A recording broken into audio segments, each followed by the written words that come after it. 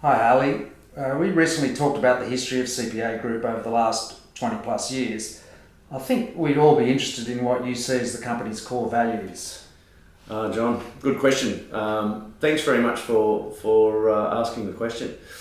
Look, the company has a number of core values, and we've just recently revisited that as a board and an executive, just to ensure that we're on track and what is the message that we clearly want to get out to people, both our clients and our partners and all of our colleagues that we work with. The core values are the importance of family, client commitment, innovate, passion or passionate, teamwork through collaboration, hiring and developing the best, and accountability. So very simple. Once upon a time it used to be loyalty, and we'd say, well, all of those things fall out of loyalty, but I found myself then having to explain it, and it wasn't quite as clear. So we've done an about face, if I can put it that way, and articulated what we believed actually made up our core values that people could truly understand. So that's what they are, and I'm happy to talk further about what that actually means. Yeah. So, why did you choose those particular values?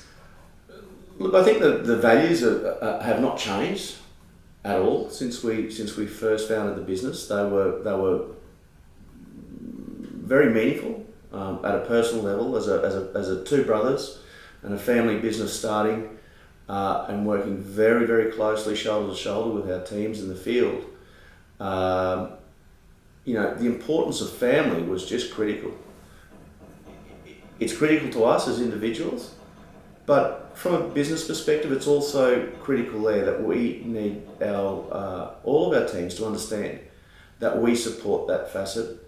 It's important to everyone's lives. And the example I could give there is, if we don't have the support of a family member, when we've got people sitting on oil rigs or sitting in the highlands of New Guinea or in what can be a dust bowl in the Bowen Basin, or on a lonely shift on a port facility in the middle of the night on New Year's Eve, if we don't have husbands, wives, kids, parents, whoever it might be, supporting our people, then we're probably not going to have an effective workforce.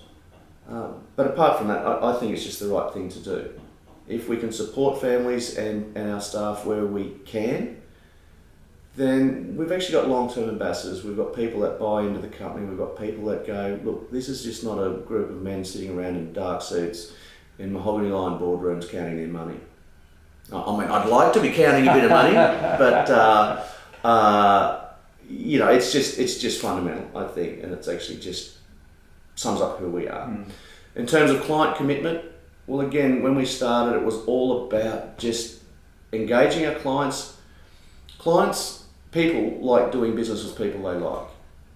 If we were genuine and we were realistic and we had these commitments, then generally speaking, if we followed it, we were going to go okay with the client. And it means that you work more in a partnership versus a master-slave type arrangement.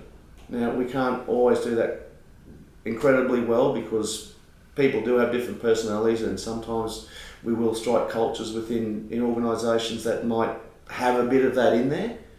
But if we're looking to provide the service that we've been contracted for, we say and believe that we are a premium service, then we need to demonstrate that, and every single person need to understand that this is what our commitment is.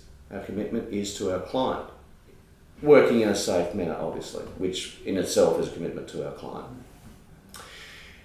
Passionate. If we're passionate about what we're doing, then work doesn't seem to be that hard. Of course, we'll have good days and we'll have bad days. But if we're passionate about what we're doing, we're going to try and do it really well. We're going to be the best that we can be. And that becomes a whole lot more easier if we're passionate about what it is we're doing.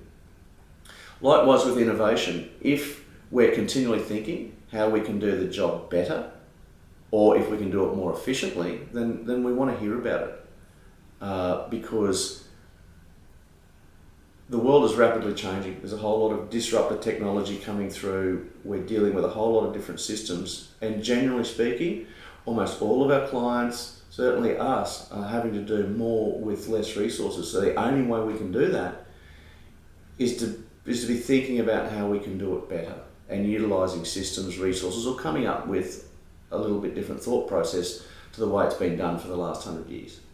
So again, we see that is engagement and ownership, but also if we can make our lives easier, then let's have a good look at it. And I'm really curious and keen to hear about those suggestions. Sometimes we just can't because there'll be some other factors that come into play that stop us from doing it. But if we can, we will. Or we'll at the very least tell people why we can't do it that way. In terms of teamwork through collaboration, again, it just falls into the previous core values insofar as, we are our own family in itself, the CPA group, and a team of people will always beat an individual every single day of the week if they're committed and working together and passing the ball to each other, relying on each other's strengths and weaknesses to support each other.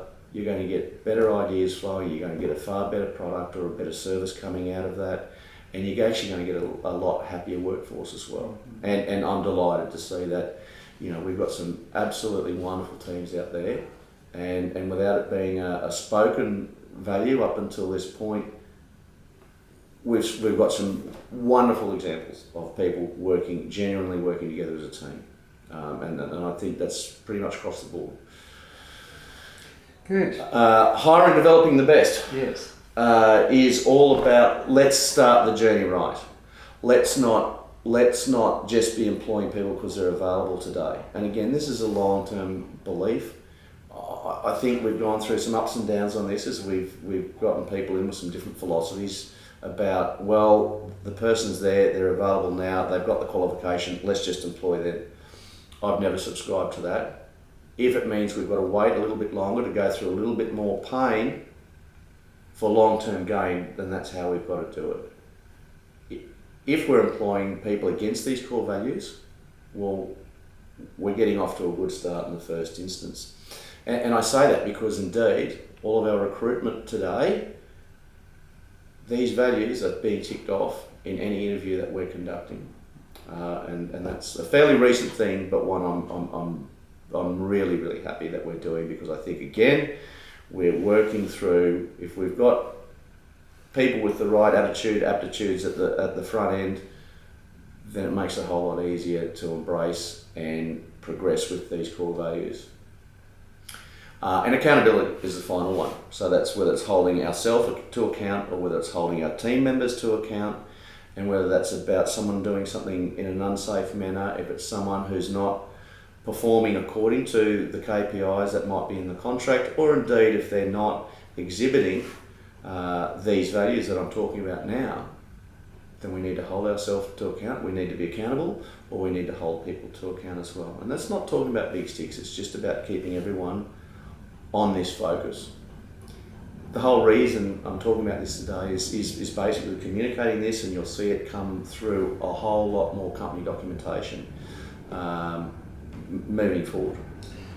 So, I guess, how do you see the values being demonstrated on a day-to-day basis? I mean, I'm seeing staff getting their 10-year awards. I'm seeing clients that have been here since before, 2010. I guess they're examples. Is that how you see it happening? Yeah, I talked before about the teams, and every year we've got the Team of the Year award, and honestly, it could go to any number of teams, and it gets a bit challenging, I guess, from my perspective, is to actually go, well, which team stood out above the rest, because there's some absolute standout teams, and every now and again, whether it's generally through leadership, we've got some leadership that's been ineffective or not up to par. That is always disruptive to good teams. But what I've also found through my career is that good teams will actually, despite some of the challenges that they might have on their job site or through a manager, invariably get together and work as a good team in any event. Comes back to that recruiting piece. If we're recruiting correctly in the front end, then we're generally not. Every now and again, a bit of politics might creep in somewhere, and again, that's really disruptive, and I want people to stop and go, am I getting tied up in a really small issue here that's becoming personal versus actually professional. But I see these things every single day as I travel around the country and I'm talking to people. And like finally, for me, how do you see us being able to contribute to make these values? Really, you've mentioned recruiting, using the values as part of that, assessment process, taking ownership, all of those things that you've discussed. So how can the people who are watching, our staff, contribute to making these values real? Yeah. First and foremost, they must know about it, and so that's the exercise today, to say, look, this is what it is. You will see a lot more of this coming through.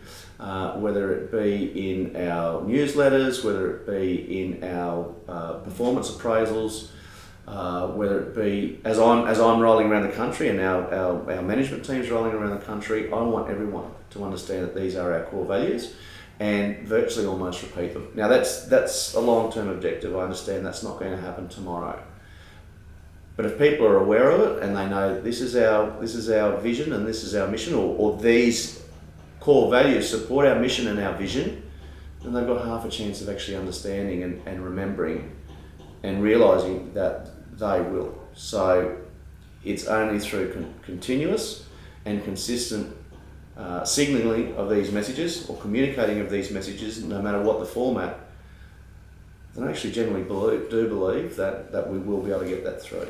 And once upon a time, our first really professional CEO used to aspire to have everyone understand our vision and our mission and our core value. I was always sceptical that people in the highlands of New Guinea or on the remote rigs of the Northwest Shelf, or the Dust Bowl of the Bowen Basin, or indeed on the wharf apron of a bulk terminal, how could they know these things? And I was sceptical. But today, the longer I've been around, the more I think, make them simple, make them a matter of common sense, communicate them enough, then we'll actually get there, and having all of our team members understand this is what the company's about. Well, it sounds like we're going to hear a lot more about this subject, so thanks a lot today, Harley. Thanks very much, John, and look, thanks very much to everyone for tuning in. Again, I'm trying to keep these short, so you're not sitting there and I'm not waffling on about a whole heap of nonsense. But thank you for tuning in and giving me your time today. Stay safe, be safe, and look forward to seeing you all soon. Thank you.